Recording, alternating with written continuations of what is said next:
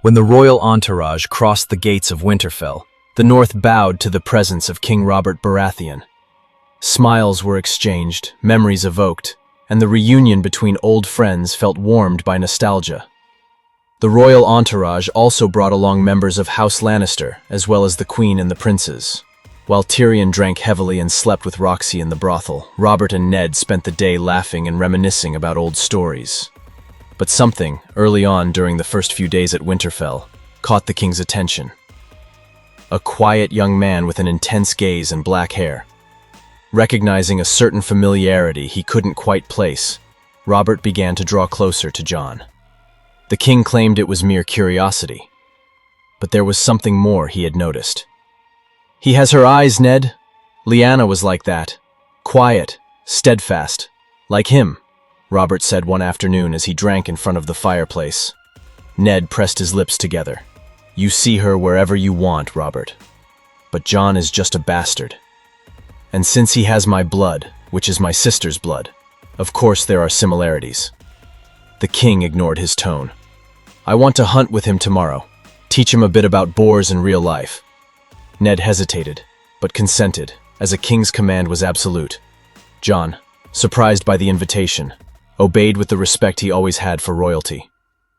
During the days the royal party remained in Winterfell, Robert and Jon spent a lot of time together. They talked about swords, battles, and even about stories from the rebellion. Robert taught him how to wield a spear with unusual vigor, as if he wanted to shape the young man. "You have a noble heart, boy. That's rare these days. Funny thing is, I don't see much of your father in you. But I can't help but see your aunt in your eyes," said the king one time. But behind the scenes, Ned was growing increasingly uneasy. Robert had started asking veiled questions. "Did you really have him with a peasant girl? Why isn't he coming with us to King's Landing? Why does he seem more Stark than any of your legitimate children?" One night, after too much drinking, the conversation between the old friends took a dangerous turn. "You made me a promise, Ned. When she died, you promised you'd tell me everything one day. What secret does that boy carry with him?" Ned stood up abruptly. "Leave it in the past, Robert." The king stood too. "The past. It was the past that took my beloved from me. The past that left me with a throne and no heart. You owe me this." The two stared at each other like wounded old brothers. But Robert, a king for far too long, decided it was time to demand the truth. Not as a friend, but as a sovereign. The next morning, Robert ordered everyone out of the Great Hall. With a voice more serious than Ned had ever heard before, he said, "You swore loyalty to me, and now I demand. Tell me the truth about Jon Snow." Ned fought every fiber of his being, but the vow he had made to his sister weighed heavier than any crown. Finally, he spoke. "Jon is not my son, Robert. He is the son of Rhaegar Targaryen and Lyanna Stark." The silence that followed was sepulchral. Robert clenched his fists. The king's eyes, once clouded by nostalgia, now overflowed with disbelief and then with fury. "You betrayed me. All this time. You protected him. A dragon in my court." But before any further word of rage could escape the king's lips, a messenger came running in, breathless. "1,000 pardons for the interruption, Your Majesty. Lord Stark, it's your son, Bran. He fell from the tower. He's alive, but unconscious." Ned's face turned pale. "Where is he?" Robert only watched as his old friend ran through the hallways, worried for his son's safety. If not for the respect he had for that, Robert might have ordered Ned's head taken right then and there. But the king remained alone in the hall, with the revelation pounding in his chest. Silence was now his advisor, and within him a battle began, between the old love for Lyanna and the eternal hatred for the Targaryens. Catelyn wept by her son's bedside, and Ned, too drained to think of anything else, left behind the weight of his confession. Robert went to Bran's tower on the second day, looked up at its height, and then down at the pale face of the boy in the room. In silence, he murmured, "It always comes back to some damned tower." He didn't speak to Ned that day. He just drank, alone. But the look he gave Jon Snow the next day was no longer the same. There was something new in it. It was no longer affection, nor sympathy. It was a fear that only kings know. the fear that the throne they sit on may no longer be theirs. The plan to depart for King's Landing with Ned Stark as the king's counselor in hand was delayed. Jon Snow did not go to the wall. At the king's request, he would remain a little longer in the north. A massive tension lingered over the walls of Winterfell. The king delayed his departure and questioned whether Ned would still be the one to take the position of Hand of the King. He had already offered it and had made the event public, but the suffering of a son in a coma for days was the only thing that kept the king from unleashing his full fury upon Ned and upon Jon. All the Starks were deeply shaken by Bran's fall. Even Rickon, too young to understand everything, knew that something terrible had happened. Cersei Lannister, Tyrion, and the rest of the entourage had already paid their visits, except for Joffrey, whose absence had been noticed. Jon Snow, though kept at a distance due to his status, spent hours restlessly looking toward the tower, wondering what had led his brother to climb it. Sansa cried in silence from time to time. Arya channeled her sadness by sword fighting with the butcher's boy, and Robb tried to be strong for everyone. Ned barely ate. Catelyn wouldn't leave her son's room. One morning, Jon, moved by anguish, climbed up to Bran's quarters with the hope of at least leaving a prayer. His heart was heavy, and all he wanted was to touch his brother's hand and whisper that he was still there, waiting. But before he could cross the threshold, Catelyn turned with furious eyes and a trembling voice. "You have no place here." Jon hesitated. "I just wanted to pray for him in case." "Leave, Jon Snow," she cut him off with an icy tone that stung more than cold itself. Jon lowered his head and backed away. For the first time in a long while, he felt hatred boiling inside him. And then came the moment that would change everything. A royal messenger sought him out. "Your presence is required, Jon Snow." In the private hall, Robert was waiting. He stood with an untouched jug of wine and his eyes fixed on the embers. "Sit," he ordered. Jon obeyed. The king took his time to speak. When he did, his voice was low but firm.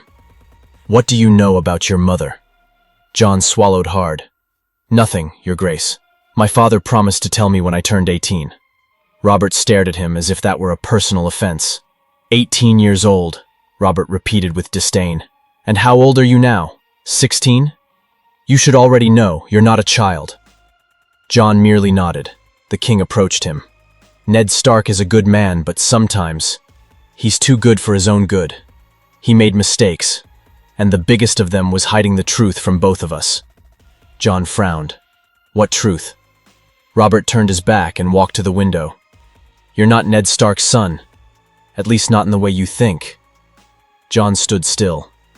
The king sighed. "Your mother was Lyanna, Ned's sister, and your father was Rhaegar Targaryen." Robert knew it wasn't his place. It wasn't his truth to tell. But he wanted to hurt Ned. Not physically, not yet, but to shake the one thing that held Ned together, the trust Jon had in him. That's what Robert chose to break. Robert had hunted in the days before, torn boars apart, drunk more than usual, even sparred with his own men in blind fury. But nothing satisfied him more than this, not until that moment.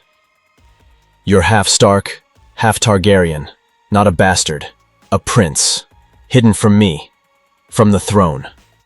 The king's voice wavered between rage and sorrow. "Now go before I order your guts spilled at the feet of that traitor." Jon left the room in a daze, and after being alone with his thoughts, he went to confront his father. Ned was there, sitting beside the bed. Shadows danced on the wall, and the silence was heavy. Jon closed the door behind him. "We need to talk." Ned turned slowly. Before he could say a word, Jon started. "He told me. The king. He told me everything." Ned turned pale.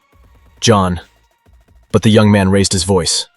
"Why did you lie to me my whole life? I was treated like garbage, like a mistake. You let everyone call me a bastard. You let her," he pointed outside, referring to Catelyn, "hate me." "I made a promise," Ned replied with difficulty. "A promise to your mother, my sister, to protect you." Jon's eyes were filled with tears. "Protect me from what? From being who I am? From knowing who I am? You let them belittle me, humiliate me? As if I were less." Ned tried to come closer. "I loved you like a son. He tried to explain that if Robert had known back then, he would have had Jon killed as an infant. "But that's not what I am, is it?" Jon shouted. The silence that followed was heavy but soon broken by something unexpected. A moan. A faint sound. They both turned at the same time. Bran Stark opened his eyes. Confused and drowsy, but alive.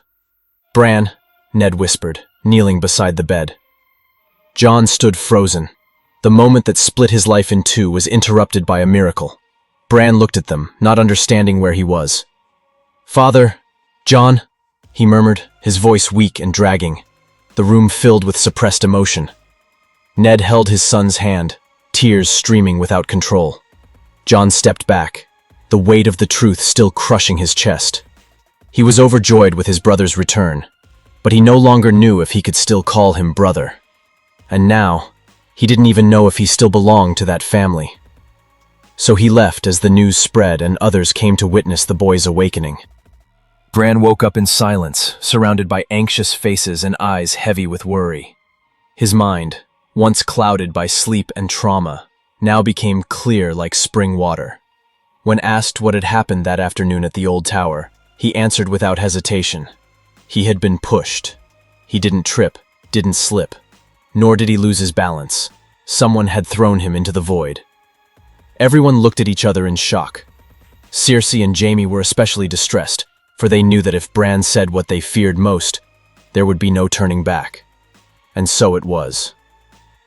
Bran said he saw Jaime and Cersei together, naked and alone in that tower. He watched them, curious, until Jaime saw him. Without a second thought, the Golden Knight pushed him out the window. The silence that followed Bran's account was heavier than a winter storm. The Lannister siblings denied everything, their voices trembling and indignant. Cersei demanded that everyone ignore the words of a confused and fragile child. Jaime just stared at Bran with narrowed eyes, as if still considering what he would do if given a second chance. But Robert Baratheon was no longer the indulgent man who had arrived at Winterfell weeks earlier. After Ned's revelation about Jon Snow, his patience had turned to ashes. The weight of truth, combined with the poison of betrayal, began to eat away at his insides. The king, crimson with fury and drunk on memories, exploded like thunder. He screamed at Jaime and Cersei, called them monsters, demanded to know how long the lie had lasted. The hall descended into chaos. Lords and knights tried to intervene, but Robert was already consumed by hatred. Ned tried to protect Bran, swearing that the boy would never lie about something so grave. But Robert would not be calmed. Instead, he turned on Ned with eyes full of accusation. He said that Ned had lied before. And then, before everyone, he spat out the truth that had been burning in his throat for days. Jon Snow was no bastard, but the last living Targaryen in Westeros. The hall trembled. Lords recoiled. Knights looked around with suspicion.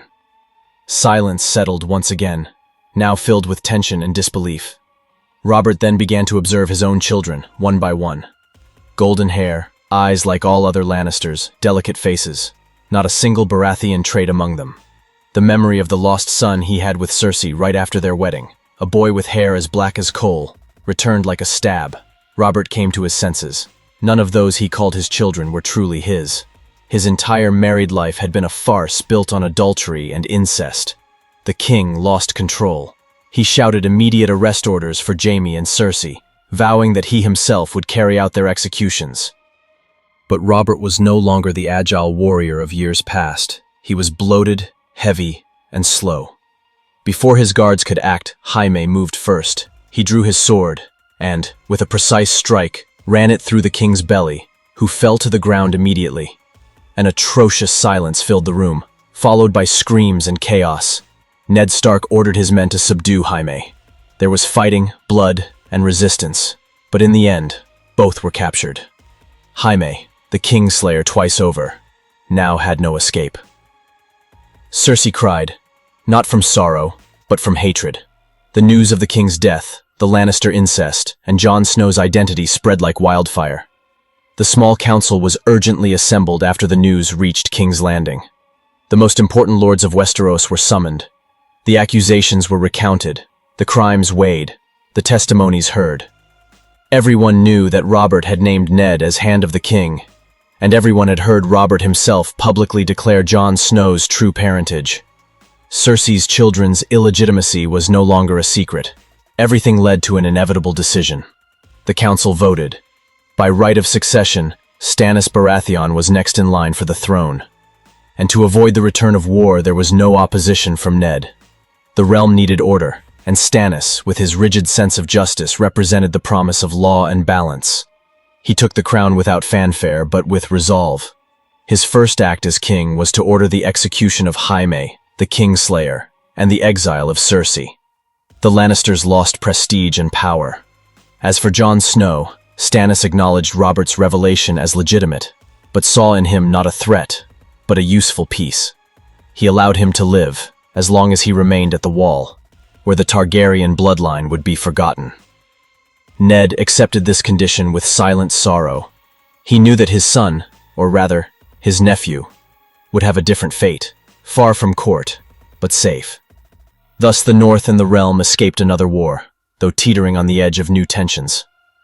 Ned remained steadfast, but visibly marked. He did not seek glory with his loyalty, but paid a high price for the truth. While the new king consolidated his rule, many still whispered in the halls about betrayals and battles to come. The peace that settled was fragile, like a leaf upon snow. In the end, Westeros breathed, but did not rest. The truths had come to light, and with them, the fall of kings and queens.